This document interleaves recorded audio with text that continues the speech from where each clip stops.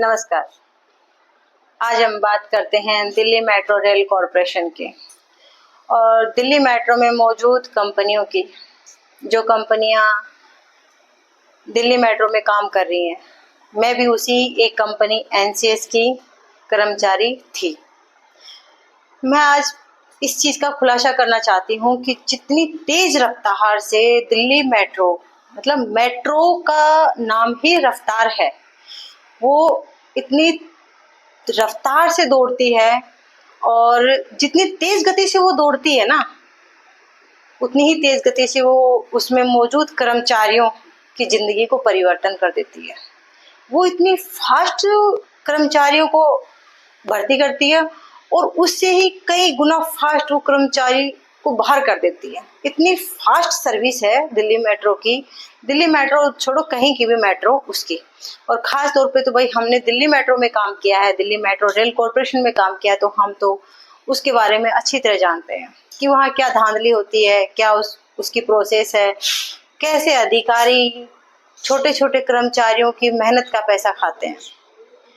मैं आपको आज बताना चाहती हूँ कि दिल्ली मेट्रो में मौजूद कंपनियां और दिल्ली मेट्रो के जो उच्च स्तर के अधिकारी हैं, जैसे मैनेजिंग डायरेक्टर MD साहब विकास कुमार, फिर उससे नीचे आ जाते हैं DGM आ जाता है, JGM आ जाता है प्रवीण कुमार जी। ऐसे जो उच्च अधिकारी हैं वो कई करोड़ों रुपए देके उस पद पे बैठे हैं, कहीं 50 करोड़ रुपए देके उस पद पे बैठे हैं। तो आप सोचो कि वो अपने पद पर रहते हुए उससे वो कई गुना पैसा कमाएंगे, तब जाके वो संतुष्ट होंगे या उनका पेट भरेगा। आज उसी के बारे में मैं आपको बताना चाहती हूँ कि किस तरीके से दिल्ली मेट्रो के जो अधिकारी हैं, उच्च स्तर के अधिकारी, और कंपनियों के बीच में जो साठ गांठ का जो खेल है, उस खेल में कौन फंसता है। उस खेल में फंसते हैं हम जैसे कर्मचारी, जिनको साम दाम दंड भेद की नीति अपना के फंसाया जाता है। मैं आपको ये और बता दूं कि दिल्ली मेट्रो ने अपने ऐसे गिरोह है, हमारी भाषा में हम उसको गिरोह बोलते हैं, कि यूपी, बिहार, हरियाणा और राजस्थान में उन्होंने ऐसे गिरोह छोड़ रखे हैं जो लड़कों को, चाहे वो लड़का हो चाहे लड़की हो, वो फंसाते हैं। उनको एक सुंदर भविष्य का सपना दिखाते हैं, उनको फंसाते हैं। प्राइवेट ही सही, लेकिन पेट भरने के लिए या जीविका उपार्जन के लिए नौकरी तो जरूरी है। हर बेरोजगार युवा उसमें फंस जाता है। आज मैं आगे बताऊंगी कि वो गिरोह है कैसे बंदों को फंसा लेता है। उसमें 1.5 लाख से लेके 3 लाख तक वो कर्मचारियों से वसूल करता है और उसका कोई हिसाब किताब नहीं है, कोई हिसाब किताब। उस टाइम पे जो बेरोजगार युवा है उसको कोई किसी भी चीज का पता नहीं रहता और वो इस जाल में फंस जाता है। जाल में ऐसा फंसता है कि उसके पास कोई सबूत नहीं रहते, और सबूत होते भी हैं तो वो उसके पुख्ता सबूत नहीं होते। उसको नकार दिया जाता है कि तुम्हारे सबूत ही झूठे हैं, और जिस सबूतों का वो कहीं भी जाके कंप्लेन नहीं कर सकता उन सबूतों के बारे में। जैसे ही गिरोह के किसी भी इंसान के द्वारा उसको फंसाया जाता है, पैसे थर्ड पार्टी से लिए जाते हैं, उससे पैसे ले लिए, 2 लाख ले लिए, 2.5 लाख ले लिए। जब तक उस कर्मचारी को किसी भी प्रकार की कोई इन्फॉर्मेशन नहीं होती कि DMRC मतलब दिल्ली मेट्रो रेल कॉरपोरेशन में तुम कितने दिन ड्यूटी करोगे, कितने दिन तुम्हारी नौकरी रहेगी, और नौकरी करोगे 2 साल तो नौकरी की करने की प्रोसेस क्या रहेगी, कि तुम्हें ड्यूटी करने के भी पैसे देने पड़ेंगे, कि भाई आज ड्यूटी लगा दो, भाई लो 5,000 रुपए मेरी मंथली ड्यूटी लगा दीजिए। मतलब बंदा इतना रिक्वेस्ट करता है कि वो मंथली ड्यूटी लगाने के लिए, कि मुझे महीने में कम से कम 24-25 ड्यूटी दे दो, जिससे मैं घर वालों के पास भी 5-10 हजार रुपये भेज दूं और मैं दिल्ली में रह के अपना गुजारा भी चला लूं। ये हालात हैं। जैसे ही ऑफिस में उसके डॉक्यूमेंट सबमिट होते हैं तो वहाँ कश्मीरी गेट ऑफिस है, वहाँ पे उसको बाकायदा एक उनके पास तख्ती है, तख्ती पे सारी चीजें लिखी होती हैं, और जो तख्ती पे लिखा होता है वही उसमें बताया जाता है। उसको बोलते हैं कि इसको देख देख के तुम लिख लो। वो लिखता है कि हमें ऑफिस और ऑफिस के बाहर किसी भी प्रकार का पैसा नहीं दिया गया।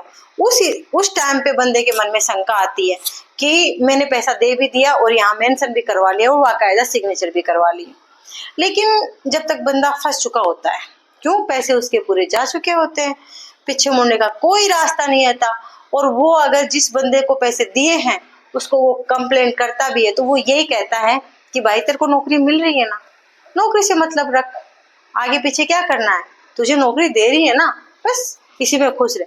तब तक उसको ये पता नहीं रहता कि उसकी नौकरी महज 2 साल की है, और 2 साल की भी नहीं, अगर उसका कैश मिसमैच हो गया तो वो टाटा बाय बाय 6 महीने में, 3 महीने में, 8 महीने में भी कर सकता है। वो एक उसकी क्रिटिकल पोजीशन होती है। जब बंदा उस ऑफिस में, सिकंदरपुर ऑफिस में जो ठेकेदार बैठते हैं कंपनी के, साहिल खन्ना, लव कुमार, लव सिंह, ये कई ऐसे चमचे बैठते हैं जो अपने आप को किसी प्रधानमंत्री से कम नहीं समझते। वो ऐसे रिएक्ट करते हैं कि पैसे देने के बाद में लड़कों को तो झांकने तक नहीं देते ऑफिस में, इतनी बुरे हालात हैं। और ये और बोलते हैं टाइम नहीं है तुम जाओ, इतनी बैडली बिहेव करते हैं उनके साथ, बहुत ही बुरा। उनके पास टाइम नहीं है उनकी बात करने का। सुपरवाइजर से उनको कोई मतलब नहीं रहता, जो है वो पैसे के बलबूते पे होते हैं, पैसे दो तमाशा देखो। उसके बाद में बंदा स्टेशन पे जाता है, इससे पहले की और प्रोसेस है, वहां एक 100 रुपए का स्टाम्प भी दिया जाता है, बाकायदा स्टाम्प। अब वो स्टाम्प, खाली स्टाम्प कहाँ से आता है कहाँ से नहीं आता, मैं इस चीज से अनजान हूँ। उस स्टाम्प पे वो सिग्नेचर करवा लेते हैं, खाली स्टाम्प पे, और बोलते हैं कि ये कंपनी का नियम है, जिसपे वो अपने मन मुताबिक कुछ भी लिख सकते हैं, कुछ भी कर सकते हैं। जब तक जो बेरोजगार युवा है वो बिल्कुल हर एक चीज से अनजान रहता है, हर एक। और आपको ये और बता दूं, जो भी बेरोजगार युवा वहां आता है वो गांव देहात से आता है, बेरोजगारी की मार से मारा हुआ आता है, और वो दर दर की ठोकरें खा के वो बहुत परेशान होता है, उसे नौकरी चाहिए होती है, वो बहुत हताश होता है, तब जाके वो वहां आता है। वो ज्यादा आर्गुमेंट नहीं करता, उनसे बहस नहीं करता, उसको नौकरी चाहिए होती है। जैसे ही वो स्टेशन पे पहुंचता है, स्टेशन पे पहुंचने के बाद में उसको हकीकत का एहसास कराया जाता है। उसको जो उसी के साथी होते हैं, जो पुरुष साथी होते हैं, वो उससे बताया कि भाई ये नौकरी करने लायक नहीं है। उसी से उसको ट्रेनिंग मिलती है, महज 5-7 दिन की ट्रेनिंग, 3 दिन की ट्रेनिंग, और उसके आधार पे वो अपने उस 3 दिन 5 दिन की ट्रेनिंग के बाद में उसकी ड्यूटी लगनी शुरू होती है। और फिर होता है दौर कमाई का। वो एक ऐसी कमाई जिसका कोई सबूत नहीं है। कंट्रोलर महोदय के ऊपर से दबाव होता है मैनेजर का, भाई एसडीएम फाड़ो, इतनी सी मिस्टेक से भी एसडीएम फाड़ो।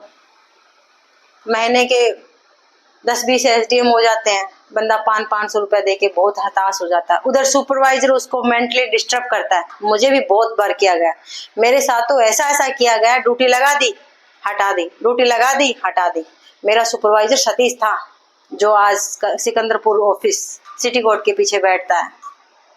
इतना गंदा और घटिया किस्म का इंसान था, उसके पास ऊपर के इतने पैसे आते थे, शराब पीता और लड़कियों के साथ बदतमीजी करना, तो जैसे इनका बहुत ही बड़ा वो है कि अगर इस डिपार्टमेंट में लड़की आ गई तो पता नहीं क्या ही आ गया।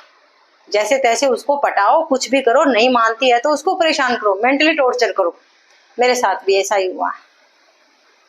तो मैं अपने इस वीडियो के जरिए जो भाई रिकॉल हो गए हैं, मेरी आवाज अगर उन तक जा रही है, मेरी मैसेज उन तक जा रहा है, तो मैं ये कहती हूँ, हर श्रमिक वर्ग, हम लेबर कॉस्ट में आते हैं, और जो मेट्रो में फिलहाल जो काम कर रहे हैं वो भी लेबर में आते हैं।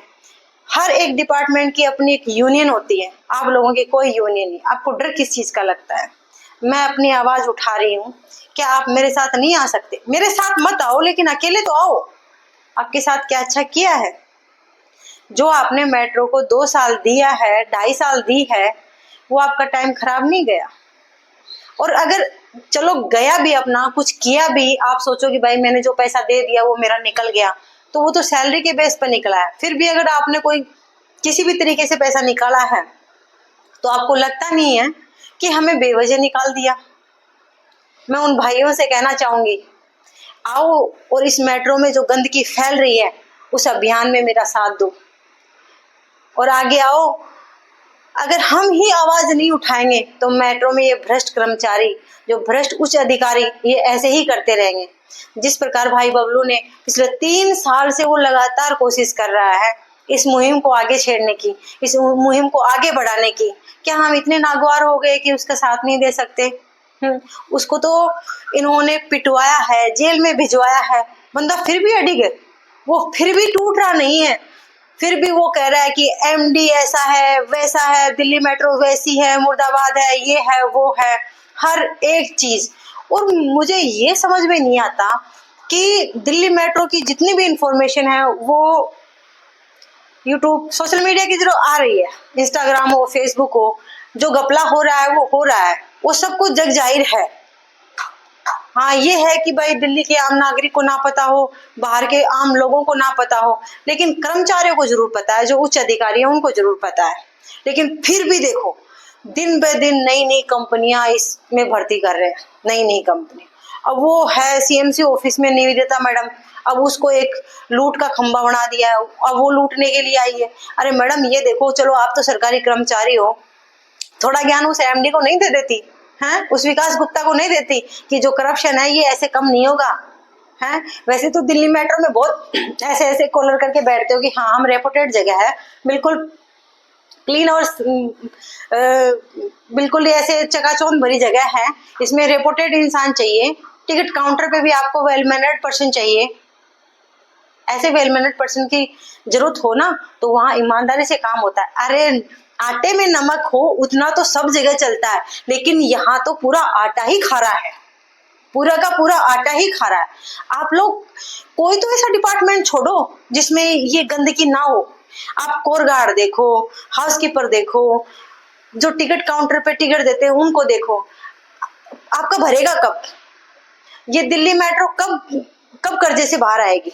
आप कागजों में ये दिखा रखा है कि दिल्ली मेट्रो अभी बहुत ज्यादा मतलब नीचे है, बहुत ज्यादा इस पे कर्जा है, अभी ये पूरा अपना भार नहीं वहन कर सकी तो हम इसको टेंडर पे दे। ये तरीका है टेंडर पे देने का? बंदे को